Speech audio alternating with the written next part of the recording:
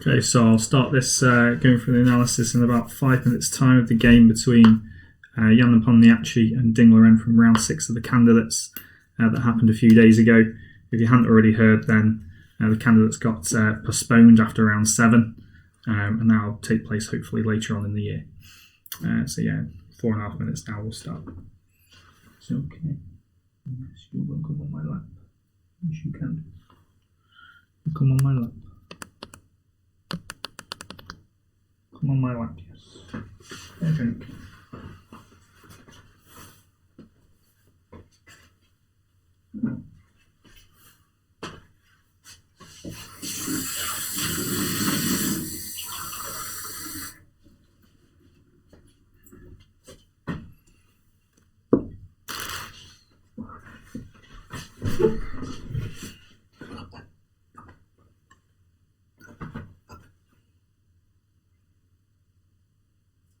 Good go. Good go. Good go.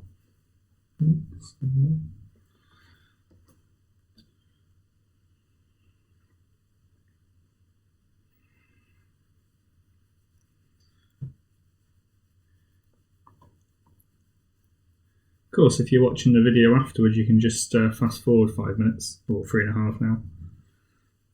Yeah, sure, okay.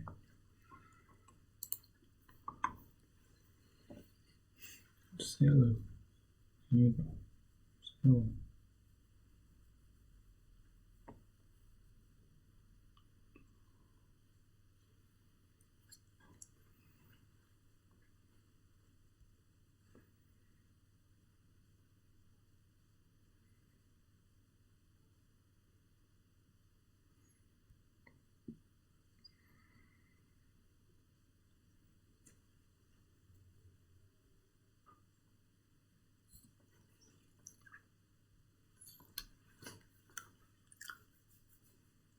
What you're after, Bella? Look at that.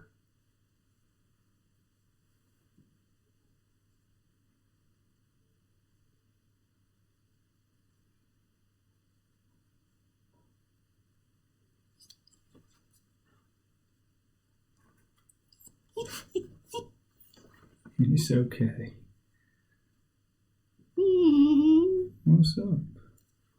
What's up? Are you going to tuck in now? Come on. There we go. Yes, I know you want to say hello. I know. It's okay.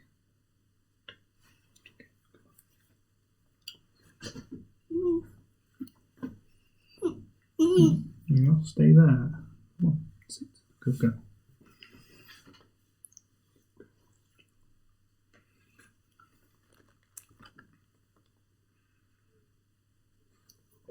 If you're just joining us, we're going to be going through for the round 6 game between Jan Nepo and Ding Rd6 from the round 6 game of the candidates tournament. If you hadn't heard already, the candidates got cancelled or delayed, shall we say. So that'll, because even though there was only about 8 of them playing plus all the helpers, they actually they couldn't probably get home if the tournament finished in about a week and a half's time or 2 weeks' time, then the competitors couldn't get home. So that's why they had to cancel it. And they're going to play the last 7 rounds later on. It's kind of a nice time to finish it as well, halfway through. 7 games out of 14. By all means, ask any questions in the chat as I'm going through it, please. I'll try and slow down to make sure I answer any questions that you've got.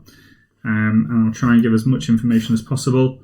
It's ideal for new players, especially young players as well. I'll try and go through all the tactics that I see and any positional ideas that are out there as well. So it's up to you to ask any questions if you've got any. And I'll just go through the game quickly.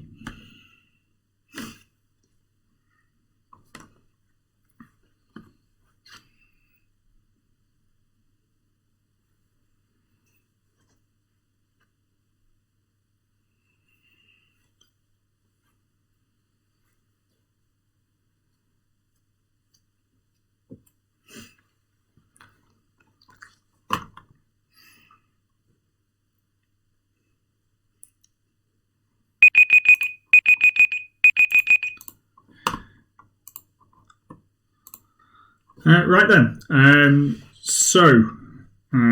Just before we start, I've obviously only just started streaming again recently.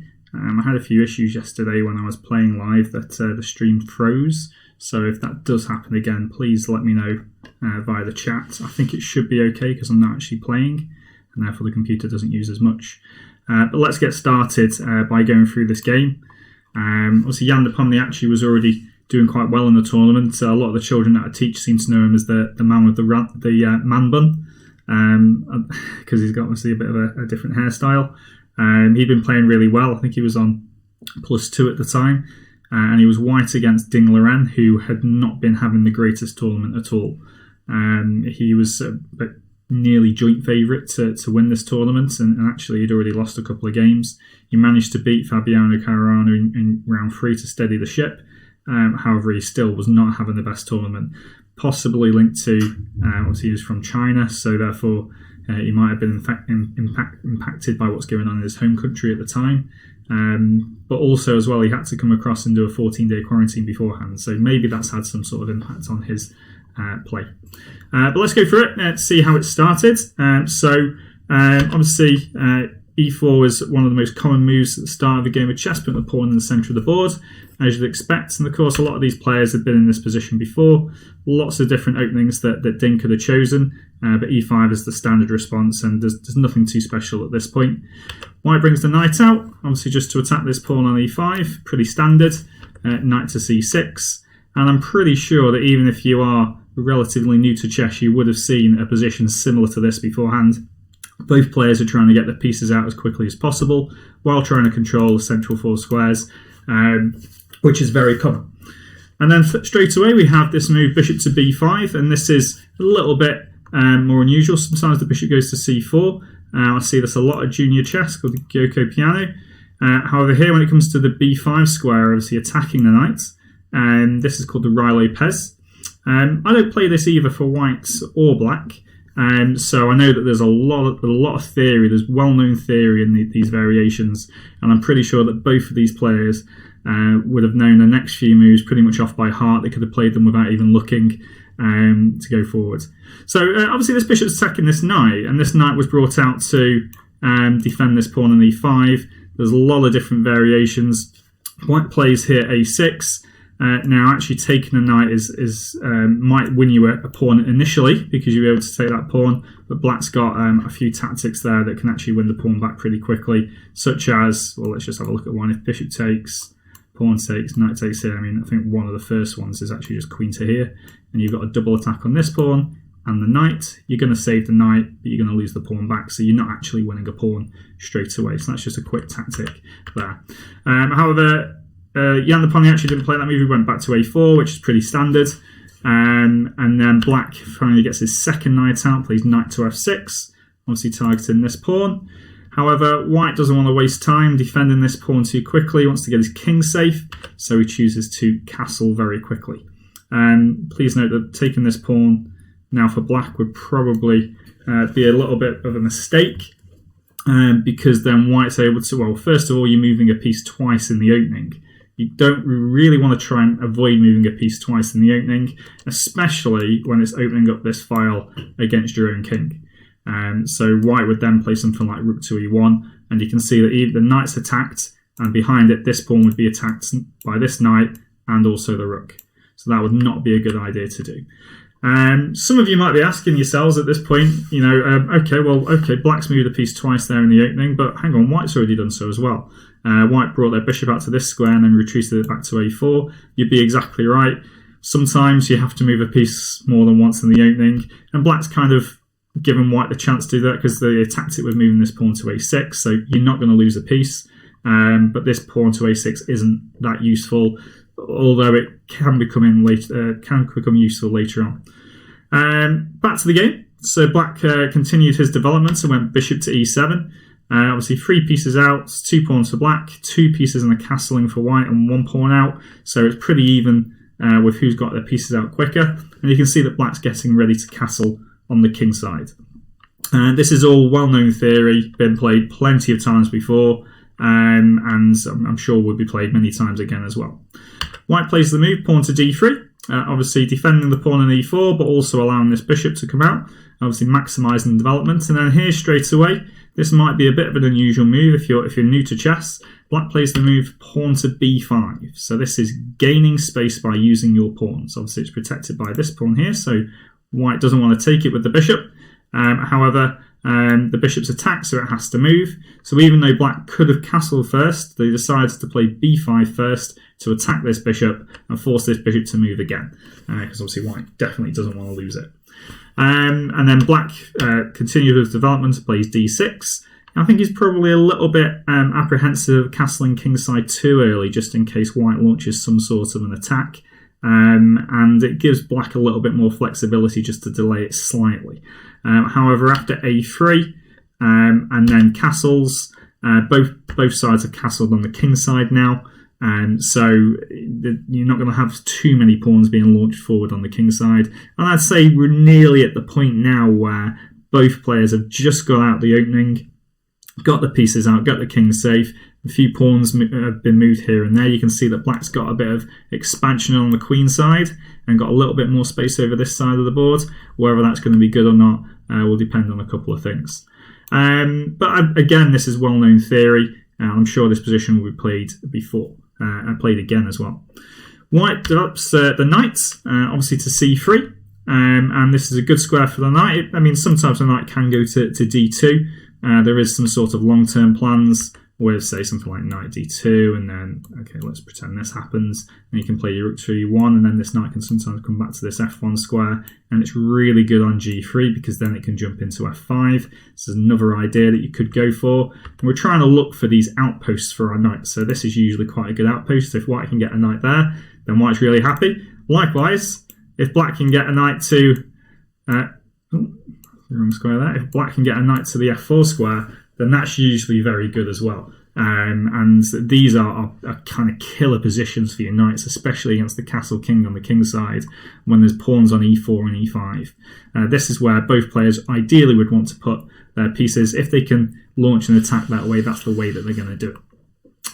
Again, like I said, if you've got any questions about the game at any point, please just type up in chat and I'll do my best to answer them. By all means, I'm happy to go back in the moves to actually see where it is and answer any of your questions.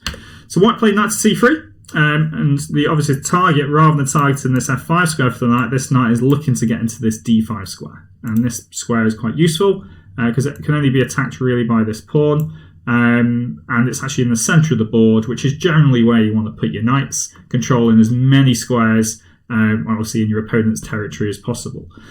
This knight's obviously not going to jump straight into this square because this knight would probably take it off. So he's going to buy this time a little bit for that. But watch out for that manoeuvre later on. And now we start to get a little bit of difference. So rather than black developing his last piece, his c8 bishop, his last minor piece, he actually plays the knight out to the rim, knight to a5. And some of you will have definitely seen from instructional videos that you do not want to put your knight on the side of the board. So why has black put the knight on the side of the board here? Well, some of you can see that this knight's actually attacking this bishop on b3. And this would be a desirable exchange for black. This bishop is actually really good. It's on an open diagonal, and actually it's kind of what we call x-raying the king behind this f7 pawn. And actually in these positions, moving this f-pawn is sometimes something that black and white, I guess for white's f-pawn, actually wants to do.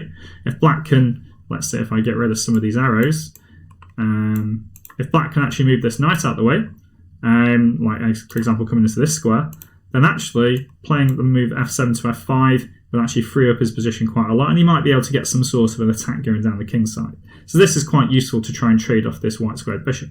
There's also another reason. Suppose that white was to do just, I don't know, any old move like bishop to e3.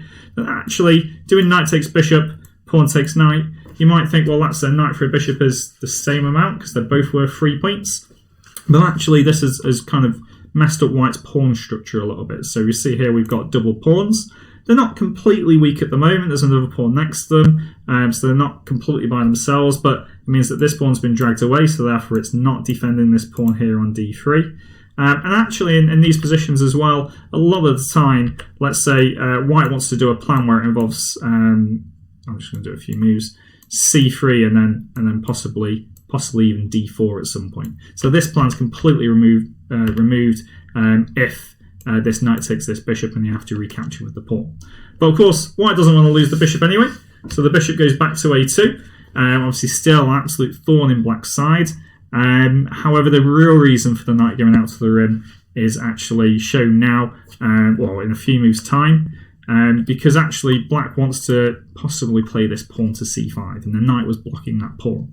I believe that some variations actually of the Rye-Lopez, where actually the knight even goes back to b8 in order for c5 to be played. So that's how much black wants to move that knight out of the way to get this c-pawn going. White goes back to a2, and then black says, well, I really do not like this bishop coming into my position. I'm going to have to do something about it. And he says, well, I'm going to put my bishop there to try and exchange it. Because that bishop is causing me all sorts of problems, preventing me from getting my pieces out. And here white's got a bit of a decision to make. I'm sure this is still well-known theory. I'm sure both of these players would have been prepared for this specific position. However, white didn't take it. White actually did white not take this bishop? Well, I guess if the pawn recaptures, you're dragging one of black's pawns towards the centre. And remember this little square that we wanted to put a knight into before? You've got no hope of sticking your knight into that square either, and no hope of sticking your knight into this square via this manoeuvre, because this pawn is going to be an absolute killer, and it's going to just cover all of those squares. I guess one of the other things as well is that you could say, well, black's got double pawns in the centre of the board. Is this a strength? Is this a weakness? Well, it's covering a lot of squares, so the knights can't jump in. Could be attacked. I mean, you could play knight to g5 straight away to attack it. But then let's say after queen to d7, very difficult to attack this pawn again. So therefore, you're not getting very far. The knight's going to get kicked away by h6. And it's going to have to move backwards. Okay, queen g4 would not be a good idea because the knight would take it. So this is not really fortunate, not really very good for white to do this capture and bring one of black's pawns towards the centre of the board. You don't generally want to do that. White said, well, this knight on the rim is not very good. I want to push that knight back. And they went b4, obviously claiming their space on the queen side because black had already done this. And here black decides to, rather than move the knight, and this is one of the things that I see a lot in my chess clubs. As soon as somebody attacks a piece, their opponent immediately reaches in and touches their piece in order to move it away straight away. And you have to resist doing that. I'm not saying that most of the time don't do that, of course, because generally that is the thing to do. But you've got to always look for other pieces that you can either capture, threaten, or take something else, or anything else that you can do. And here black decides to take the bishop off first. Because if white then takes the knight, which again would be a fair trade, black would simply retreat the bishop, and yet again we've had a bishop for a knight trade, which is the same. They're both worth roughly about 3 points. However, again, white's pawn structure is a little bit messed up here, and I think in fact straight away c5 would actually put this pawn in a lot of danger because the queen would have a discovered attack, and I don't think actually white can defend that pawn. So white actually wants to take this bishop back. He takes back with the rook, and then black, as expected, retreats the knight. It's not going to give away a knight for free. And that knight is obviously possibly eyeing up this d4 square here. Now, back to the idea that you want some good outposts for your pieces, as in we want to stick this knight into this d5 square here if we can do, if we're white. And white doesn't really want to do it just yet because this other knight is kind of lurking around, and it's going to swap it off if it goes in there. So white now plays quite a sneaky move and goes for bishop to g5. And the idea is that if we are able to take that knight off, we can then stick our knight in the centre of the board, and it should be a really good piece. I'd just like to say, if you've got any questions about the game, please just type them into chat, just to make sure that, for your own benefit as well. You could have some really good ideas, and maybe these top grandmasters that were playing miss something. You never know. Black played queen to d7. One key things that you want to do when you're first starting out in chess is to connect your rooks, because then they both defend each other, and you can move them to one side of the board very quickly. White, as planned, takes off this knight. The bishop recaptures back, because you don't ideally want to take back with the pawn, because then that will give you double pawns on the f-file. So bishop takes, and then the knight jumps into that beautiful square on d5. Can't be taken. It's guard, it's attacking all of these squares here. all in black's camp. Of course, it can also come backwards as well. Might even come back to e3 and then into f5. That's a good manoeuvre. But I think straight away, it's actually really eyeing up this bishop. And it's thinking, do I want to take that bishop off, yes or no? And this is a big, big question. Because taking off that bishop looks like initially it's a really good idea. And this is one way that white can actually win. So I'm just going to do some quite silly moves for black. So let's say we just go to the side. And this is something that white could potentially do in order to win the game. And I see this a lot, definitely at junior level. And if you're a new player, this is a really good idea because you can get this in lots of different circumstances. You can maybe have a pin on that knight. If you've doubled your opponent's pawns on the f-file, on the castle king side, then this is a massive weakness down the g-file. And obviously this can happen to white as well. But here white's got a very easy plan. Knight out to the side onto h4. We're targeting the square in front of the double pawns. Again, I'm just going to do silly moves for black just deliberately to show the idea. And when the knight jumps into this square, it's already nearly too late.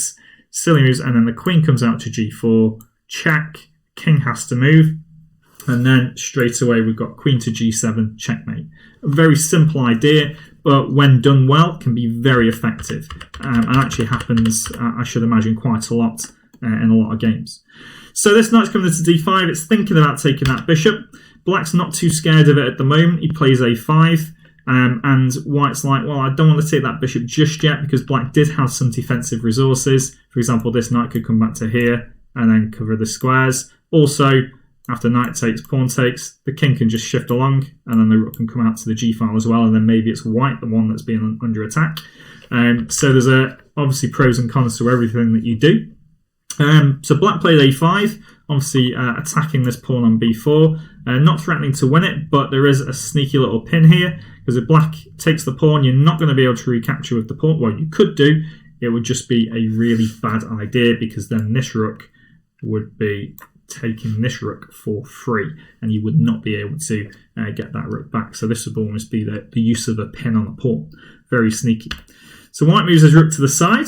I believe that, I think in the commentary when I was watching it, that this was the new move of the game, and they were trying to work out what upon the Achi's idea is here with white. What's he going to go for? And after captures, black says, well, I've had enough of this bishop being constantly in this knight's sights, shall we say. At what point is he going to take this bishop? And if you're constantly on tenterhooks, somebody's got something over you, you don't really like it, so he decides to play his bishop back to d8, which on first glance does not look like a very good idea at all. And the reason is, well, one, you're putting your piece further backwards, and two, the rooks again are blocked, so they're not defending each other, but also it's just not really doing very much there. Its diagonal is blocked by its own pawn, and actually every single square here is attacked by one of these two white knights. So actually this is really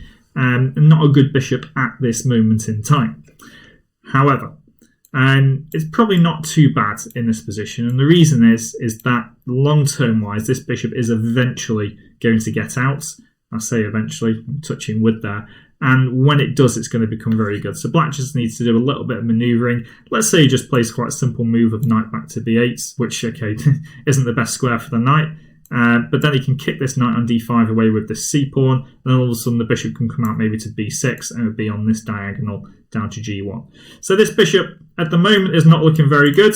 However, I think it's got some potential, and white needs to act fast in order to take advantage of this.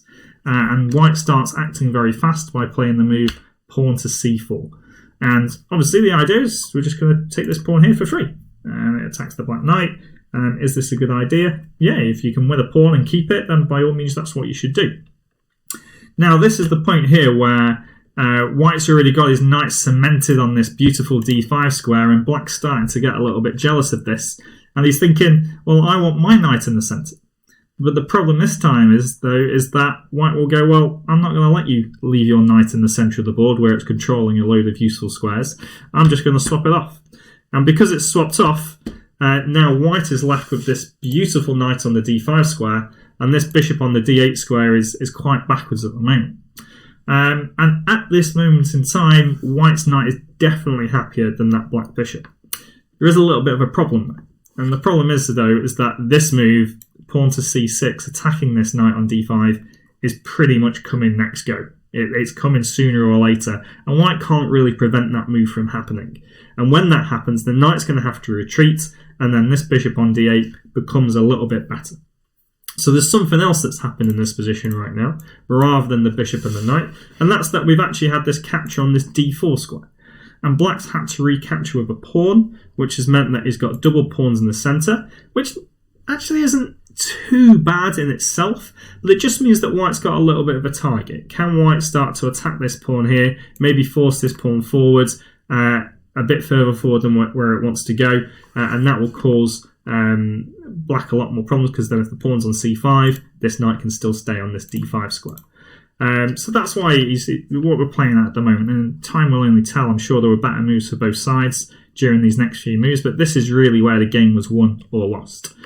White plays this queen to c2, and this is interesting because he didn't want to allow pawn takes pawn, and here he can take back with the queen, which is, well, it didn't happen in the game, but he could take back with the queen here, and then the queen straight away would be attacking this pawn on c5. Because if he takes back with the pawn, then black can do pawn to c5, and all of a sudden we have this pawn on d4 that was only a weakness a few seconds ago when I was talking, and actually this pawn is protected by another pawn, and that pawn's protected by another pawn. It's almost like a zigzag pawn chain. But this pawn here on d4 is probably potentially a winner for him, because this pawn, it's only 1, 2, 3 squares away from queening. It's protected. It's called a protected pass pawn, and white will always have to leave a piece somewhere hereabouts to prevent this pawn getting to the end.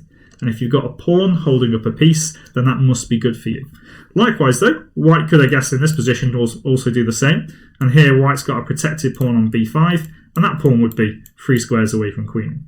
But here you've got what's called a balanced position, so both players have got the same passed pawn almost.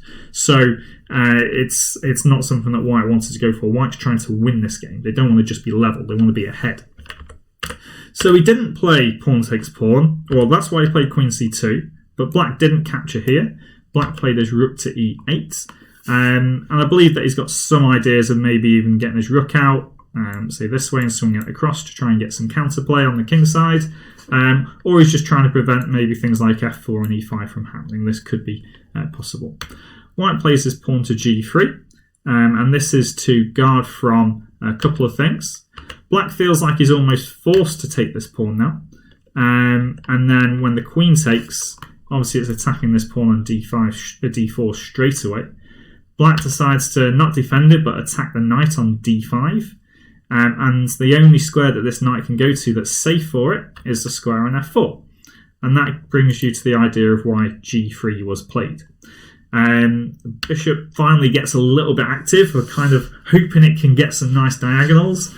And it's attacking this knight, threatening to take it. And actually, black would be very happy to do this right now. If white was to get a little bit greedy and go, haha, I can take a pawn, this would be a really bad idea, because then after bishop takes knight, don't want to be a piece down, so you have to take it back. And then black has here a perpetual check. Queen to g4 check. King's only squares to go to h1, and then we can check on f3. Gotta go back, and then g4, h1, f3, and we can keep going and going and going. You're going to get threefold repetition there, or perpetual check. So white's got to be careful. It's not going to be just that easy just to beat a grandmaster, especially a super grandmaster, which both of these players are. So that's why you don't get too greedy in chess as well. So white retreats the knight because he doesn't want to lose it, and then black plays the freeing move, pawn to d5. Notice how he's completely left this pawn for the taking for white. And white's got to be thinking, should I snatch that pawn? Shouldn't I snatch that pawn? Notice here that there's a little tactic if queen takes pawn. And this brings into the idea as to why rook e8 was played as well. In that actually now black can play bishop to f6. And that's a nice skewer, skewering the queen to the rook.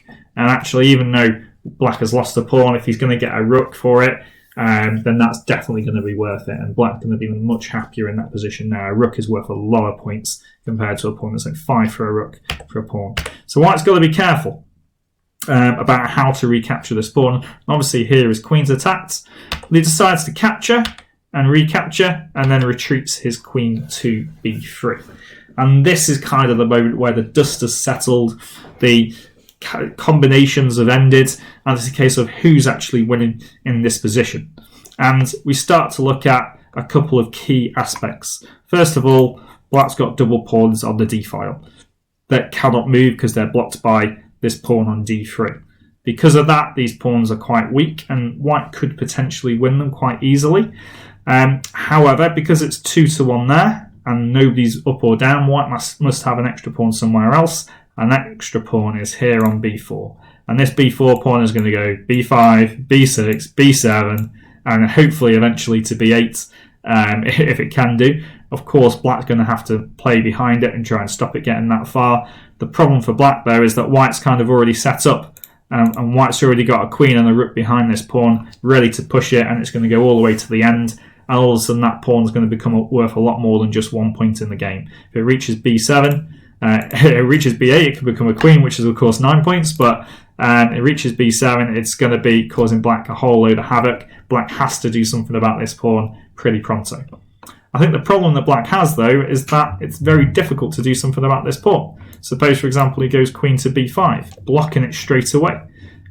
You'd probably say, well, hang on. Well, one, white can just take a pawn and go a pawn up because of that, and attack the queen at the same time, if they wanted to. They've got other ways of doing this. They can maybe bring a rook to the side and then a rook up to c5, attacking the queen from the side, push it away, and then the pawn can go further forward. So Ding at this point kind of gives up on stopping the pawn too soon, and he says, I need to get some counterplay against this white king on the king side. And he decides to go a little bit alpha zero on us, and he plays the move h5. These h-pawn moves seem to be more and more popular now during the middle game phase, and sometimes even just in the opening phase nowadays. And it's one thing that I don't really like, because in my chess clubs for juniors, I'm trying to say, stop moving your h-pawns forward 2 squares, because they like to bring the rooks out behind them. And here, the pawn has not been brought forward to bring the rook out behind it. It's been brought forward because it really wants to attack this white king, and it's going to help try and get some checkmating or even perpetual check ideas against this white king here on g1. White's not bothered though, and kind of like a mini race kind of happens here. White plays b5, black goes even further forward to h4 again. Taking would not be a good idea because you're going to have some checks going on. White can defend by moving the knight in the way, but it's not really the way to go. In fact, it actually loses to a tactic, this does. Rook takes knight. Looks like a really good move. And when you recapture the rook, black has a draw at least, because we've got that same perpetual check again. But if black wanted to play on for a little bit more, then I guess black could even possibly take the rook. If they wanted to, and maybe they can do some sort of rook switch to bring and checkmate the white king. So this would be a bad idea for white. And actually, white continues pawn push with b6.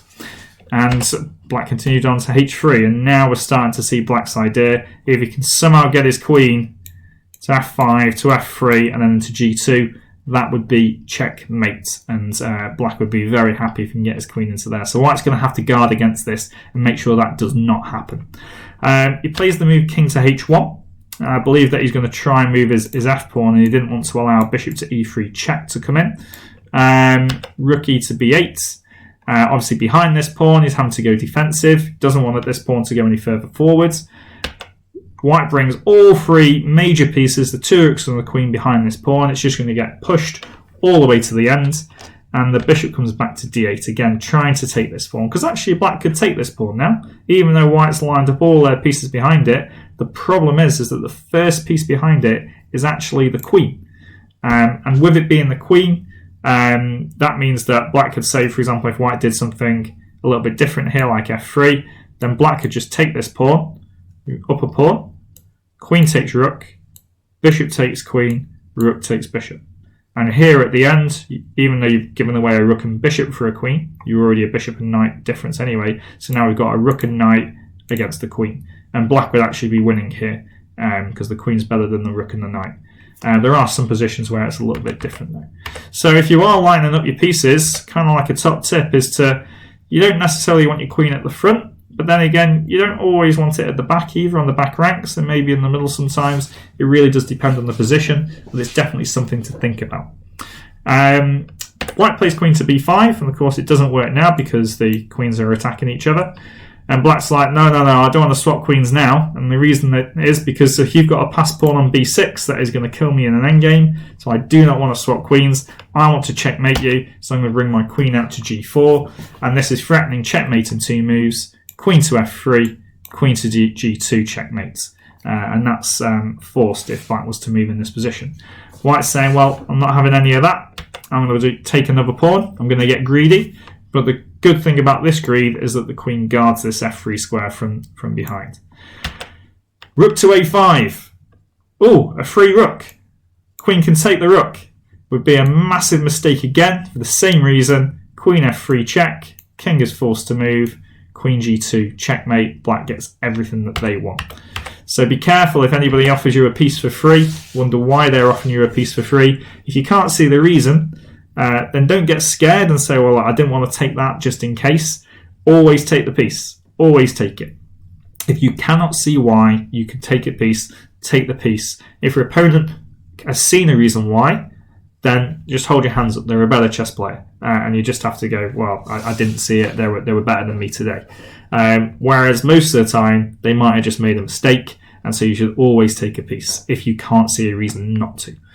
However, here it's quite clear that white doesn't want to take it because of checkmate. So he keeps his queen on that diagonal. And then the rook comes to c5, again trying to offer itself up.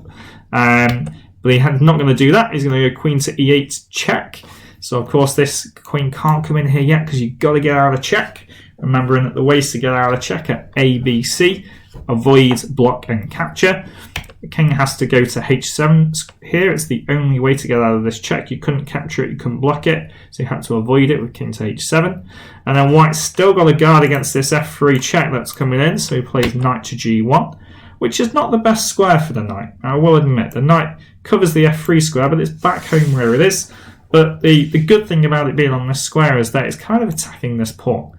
And if black loses that pawn, okay, it's guarded by the queen at the moment, but if he loses that pawn, he's got no more checkmating ideas against this white king. And so this black queen is kind of tied down to defending it. Black decides to go for some hopeful exchanges here, and he does rook takes pawn. You can see that white's got a few ways of capturing here. White could obviously do rook takes rook. I think there's some very good tactics going on this, which you can see on the other commentary. However, white just simply says, you know what, there's a bishop here that I can take for free, so why not just take the bishop? Black does rook takes rook, and after rook takes rook, rook c1. You might think, oh, okay, hang on, black's got some really big threats here. What can black do next? Well, black is actually threatening checkmate in one move, because we've got this pin against the knight to the king. Black can play queen to f3, checkmate. The knight can't take it because the rook is pinning it to the king. Now, if anything's pinned to the king, it cannot move. So this is a serious threat. And it's a case here of how can white win this game pretty easily. Well, the quickest way to get rid of all these threats is to try and swap the queens off, and that's exactly what white does. White plays queen to h4 check, and black's king and queen are under attack at this moment in time. Black's only move to not lose his queen is to take it, and then you take back with the pawn. And here I know that Ding was close to resigning. He plays his rook to d1, and then white plays pawn to f3, and black resigns in this position. That being said, I wouldn't say that this position was really easy to win. I think for these super grandmasters, I think it was pretty obvious what was going to happen because they can calculate a few moves in advance. But actually, it's quite nice to see that actually you can get out of this position. And the idea is that if black does a move like this, for example, I believe that white can just bring the rook across. White can just bring the rook back first of all. And then white's going to bring the rook to here, and then they're going to do knight takes pawn h3, and then the rook and knight will stop this pawn coming forward. And you're going to have 3 pawns against 3 pawns, but white's got an extra knight, and that at the super grandmaster level, an extra piece is resignable. They don't carry on at that point unless there's significant compensation. And this d pawn while it is compensation at the moment, you can calculate that it's actually not going to be won there at this point. So that's the game, and actually it ended at this point here. Ended up after pawn to f3. Black resigns. Ding lost his third game, I believe, of the tournament at this point. And I know that he drew in round 7, so he's really far behind the two leaders at this point. And okay, it stops after round 7, and MVL and Nepomniachtchi are in the lead. So the guy playing white here won this game, and he took the leads. He did lose his game the next day, so it pegged him back a little bit, but he's still joint leader, and he could definitely go on to win the tournament. Big surprise that Ding isn't anywhere near. And so he's obviously having a bit of a tough time at the moment. But yeah, if you liked the commentary or you want to see more videos, please send me a message. I'll be doing this pretty much every day or every other day, depending. Usually starting around 3 o'clock. And I'll be going through another game. I will be doing another game tomorrow, probably from one of the wins from the tournament. And yeah, thanks very much for watching. I hope you've enjoyed the stream.